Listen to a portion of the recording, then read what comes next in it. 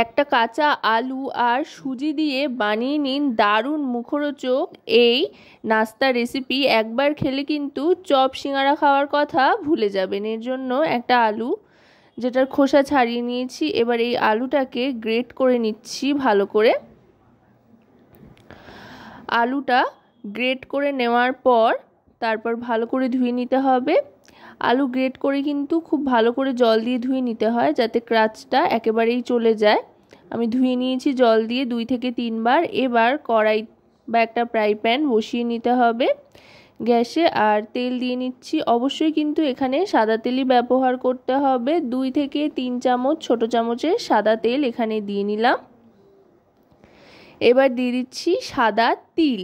তিলের ফ্লেভারটা কিন্তু খুব সুন্দর লাগে এই রেসিপিটার সাথে। 2 চামচ মতো এখানে ছোট চামচে সাদা তিল নিয়ে নিলাম। এবার দিয়ে দেব চিলি ফ্লেক্স। যদি বাড়িতে বাচ্চাদের জন্য বানান বা বাচ্চারা থাকে তাহলে চিলি ফ্লেক্সটা আপনারা বাদ দিতে পারেন, আর তা না হলে ঝালের জন্য এই চিলি ফ্লেক্স দিতে পারেন। আমি যদিও খুব বেশি চিলি ফ্লেক্সের ব্যবহার করছি না, এইটুকু ঝাল হলে বেশ ভালো লাগে, চটপাটা একটা ব্যাপার আসে। এবার ভালো করে একটু ভাজা ভাজা করে নিচ্ছি সাদা তিল আর চিলি ফ্লেক্সটা মিশিয়ে নেওয়ার পর একসাথে। এবার দিয়ে দিচ্ছি জল। এখানে 1 বাটি আর হাফ বাটির একটু কম জল নিয়ে নিয়েছি। 1 বাটি জল দিয়ে দিয়েছি প্রথমে, তারপর হাফ বাটির একটু কম জল দিয়ে একটু মিশিয়ে নিয়ে গ্রেট করে রাখা আলুটা দিয়ে দেব। আর গ্যাসের ফ্লেমটা কিন্তু একেবারেই লোতে রাখতে হবে। একটা একটা করে এখানে উপকরণ দিতে থাকবো আর অল্প অল্প করে জলটা ফুটতে থাকবে, একেবারে যাতে টকবক করে ফুটে না ওঠে সেদিকে কিন্তু লক্ষ্য রাখতে হবে। আর দিয়ে দিলাম সামান্য একটু ধনেপাতা কুচি, এতে করে খুব সুন্দর একটা ফ্লেভার আসবে। এবার সবটা ভালো করে মিশিয়ে নিচ্ছি। এবার দিয়ে দেবো এতে পরিমাণ মতো নুন। নুনটা কিন্তু এখনই দিয়ে দিতে হবে, এরপরে আর নুন দেওয়ার অপশান থাকবে না যেহেতু, তাই এখনই পরিমাণ মতো নুনটা দিয়ে দিলাম। নুন দেওয়ার পর তারপর দিয়ে দেব স্বাদ মতো চিনি, এতে করে একটা স্বাদে ব্যালেন্স আসবে। দেখুন অল্প অল্প ফুটতে যখন আরম্ভ করবে তখন দিয়ে দেব হাফ টিস্পুন খাবার সোডা। খাবার সোডা দিলে কিন্তু এই নাস্তাটা অনেক বেশি ক্রিস্পি হবে, তাই হাফ টিস্পুন খাবার সোডা কিন্তু অবশ্যই ব্যবহার করবেন। এবার দিয়ে দেব সুজি।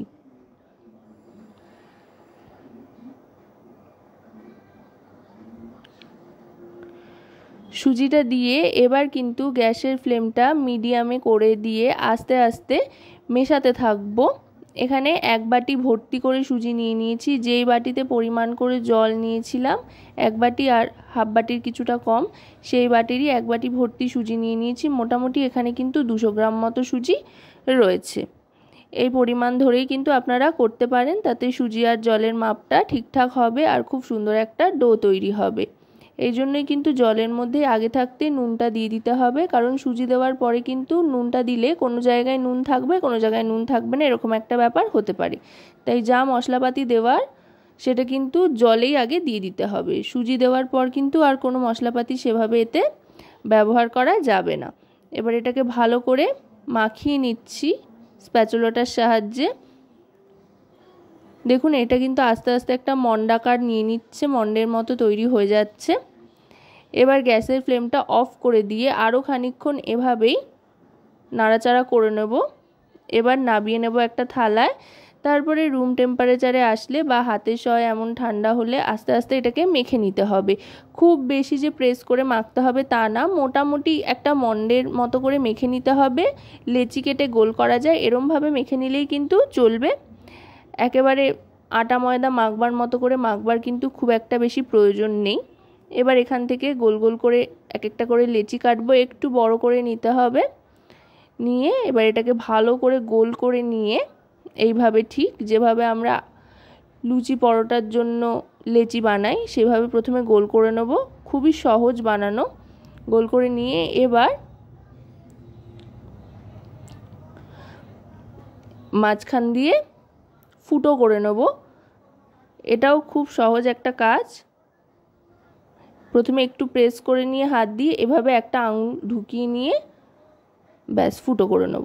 এইভাবে প্রত্যেকটা তৈরি করে নিতে হবে। আপনারা চাইলে আপনাদের পছন্দ মতো যে কোনো আকার আকৃতি দিতে পারেন, তবে এটা করা খুবই সহজ যেহেতু, তাই জন্য দেখাচ্ছি। এইভাবে প্রত্যেকটা তৈরি করে নেব। বেশ ডোনাটের মতো দেখতে হচ্ছে, খুব সুন্দর লাগে দেখতে। এইভাবে প্রত্যেকটা তৈরি করে নিয়েছি। দেখুন দেখতে কতটা সুন্দর লাগছে থালার ওপরে। এবার কড়াইতে সাদা তেল গরম করে নিতে হবে। সাদা তেলটা প্রথমে ভালো করে গরম করে নিয়ে তারপরে মিডিয়াম ফ্লেমে একটা একটা করে ছেড়ে দেব।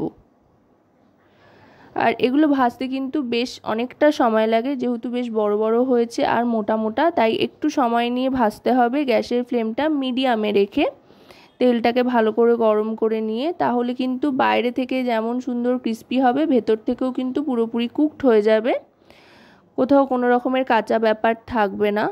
আশা করব রেসিপিটি আপনাদের ভালো লাগবে। ভালো লাগলে অবশ্যই রান্নাবাটি চ্যানেলটিকে সাবস্ক্রাইব করে লাইক শেয়ার কমেন্টের মাধ্যমে আমাদের পাশে থাকবেন, আর পাশে থাকা বেল আইকনটি অন করে দেবেন সবার আগে সমস্ত রকম নতুন রান্নার নোটিফিকেশান পাওয়ার জন্য। কারণ আপনাদের জন্য, আপনাদের নিয়েই কিন্তু আমাদের চ্যানেল রান্নাবাটি। তাই আপনাদের প্রত্যেকটা লাইক শেয়ার কমেন্ট সাবস্ক্রাইব কিন্তু আমাদের অনেক অনেক উৎসাহিত করে নতুন নতুন ভিডিও তৈরির জন্য।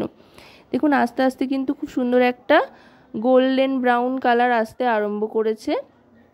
আরেকটু গোল্ডেন ব্রাউন কালার আসা পর্যন্ত ভাজতে থাকবো। ঠিক এরকম যখন রঙটা চলে আসবে তখন কিন্তু গ্যাসের ফ্লেমটা লোতে করে দিয়ে আস্তে আস্তে তুলে নেব। এটা বাইরে থেকে কতটা ক্রিস্পি হয়েছে আশা করি সেটা দেখলেই বুঝতে পারছেন। আর খেতে কতটা ভালো হয়েছে সেটা বুঝতে হলে কিন্তু বাড়িতে অবশ্যই একবার ট্রাই করে দেখতে হবে। একবার খেলে কিন্তু বারবার খেতে ইচ্ছে করবে। আর বাড়িতে কোনো অতিথি আসলেও কিন্তু আপনারা এটা বানিয়ে তাক লাগিয়ে দিতে পারেন। এবার আমি সার্ভ করে দিয়েছি। দেখুন কতটা সুন্দর হয়েছে দেখতে, দেখেই কিন্তু লোভ লাগছে, খেতে ইচ্ছা করছে। চলুন এবার একটা ভেঙে দেখিয়ে দিই। ভেতর থেকেও কিন্তু একেবারে তৈরি হয়ে গিয়েছে, কোথাও কোনো রকম কাঁচা ব্যাপার নেই, অপূর্ব হয়েছে। তো রেসিপিটা কেমন লাগলো অবশ্যই জানাবেন।